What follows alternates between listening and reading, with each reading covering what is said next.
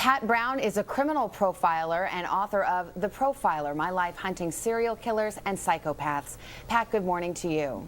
Good morning, Savannah. Well, we have this cluster of 4 bodies found in one area, and then a few weeks ago they discovered another set of 4 bodies. What reason would police have to think that these are connected? Simply the fact that you just don't get 8 bodies in a particular location that close together. If they're going to be 2 different sets of serial killers, it's just highly unlikely that anybody said, hey, here's a great dumping ground, you should put your bodies here as well. So likely one person. But there were distinctions, weren't there, between the first grouping, in which all the victims were found in burlap sacks, and then these latest 4 victims we know a lot less about. In fact, we don't even know their gender. Right. Well, usually what happens in a case like this is perhaps the first 4 were thrown there. That was the original batch. And then when it came to the second batch, this guy had burlap bags around. He thought, well, here's a good idea. I can use that to camouflage the bodies. This might help out. So it's just a matter of time, probably, that he had some different situation when the next set of 4 came along. Does it suggest to you that this killer lives in the area? Absolutely. He really does know that area very, very well. I believe he probably lives near all those bodies, but they were all dumped on the right side of the road, which is really interesting to me. So I believe where he lives is a little bit to the east of that, so that when he drove down the road toward the west, he dumped all the bodies on the right side of the road. So he just goes down the road until he thinks he's far enough away from home, dumps the bodies, and then he U-turns back and goes back to his home. So I think that's the location police should be looking.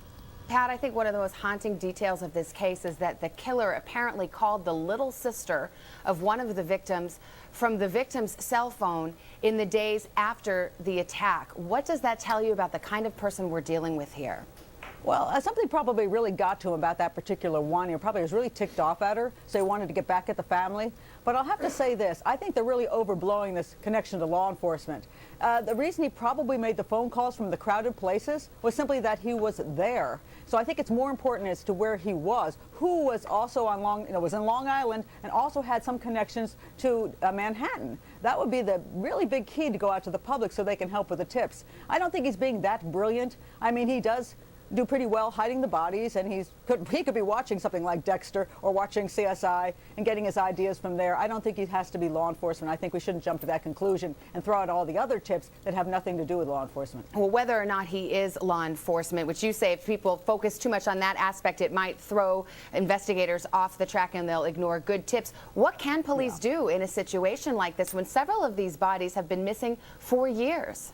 Well, the most important thing to do is find out who they are, find out exactly when they went missing, so they can get that information out to the public, so we can think back. Anybody living on Long Island can think back. Who do I know right around that location who is a psychopath, who is obsessed with probably pornography on the internet, real hardcore stuff, who is a sexual psychopath, I mean a sadist. I mean, we're not talking about just he really has some sadistic bent to him. So he's got to be, really into torturing women. So he's got to have that little thing wrong in his head. He may appear normal as far as being able to go get keep his job and walk around the community, but he's going to have that real manipulative, non-empathetic, controlling kind of behavior. Somebody out there does know this man. All right, Pat Brown, criminal profiler, thank you. Thanks, and now let's